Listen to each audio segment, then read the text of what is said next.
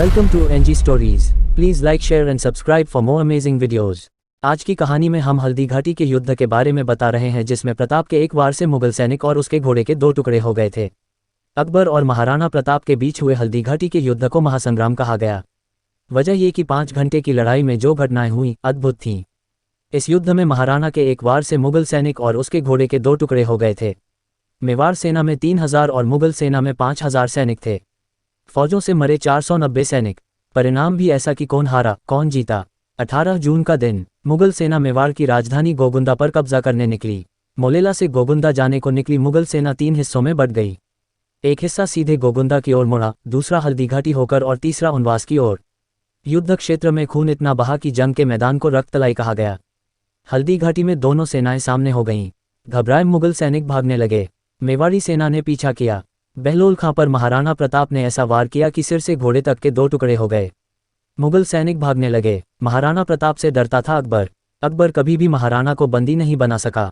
प्रताप की युद्ध शैली जबरदस्त थी, साथ ही वह 7.5 फीट ऊंचे और 120 किलो के थे। राणा अपनी भारी भरकम तलवार से दुश्मन को एक बार में उसके घोड़े के साथ काट देते थे।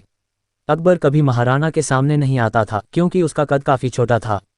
उसे डर था कि राणा एक बार में उसे मार डालेगा। और उसे एक फकीर बाबा ने भी कहा था कि महाराणा प्रताप के सामने कभी मत जाना।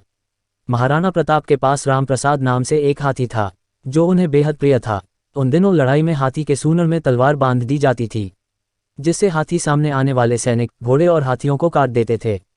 एक बार महाराणा राम प्रसाद पर सवार होकर युद्ध कर रहे थे। तब राम प्रसाद ने करीब 8 हाथियों और घोड़ों को मार डाला था। ये सब देख अकबर ने राम प्रसाद को पकड़ने का आदेश दिया था। अगले दिन 12 हाथियों के बीच में फंसाकर रामप्रसाद को पकड़ लिया गया। रामप्रसाद का नाम बदलकर अकबर ने पीर रख दिया। लेकिन प्रताप से बिछड़ने के दुख में रामप्रसाद ने खाना पीना छोड़ दिया और 28 दिन के बाद उसकी मौत हो गई। तब अकबर ने कहा था कि जिस महाराणा का हाथी मेरे सामने झुका नहीं, तो उसका सिर मैं कैसे झुकवा सकता हूँ। ऐसे वीर और वफादार थे महाराणा प्रताप के साथ रहने वाले जानवर भी। ऐसे ही हमारे साथ बने रहे आगे की रहस्यमयी कहानी देखने के लिए। धन्यवाद।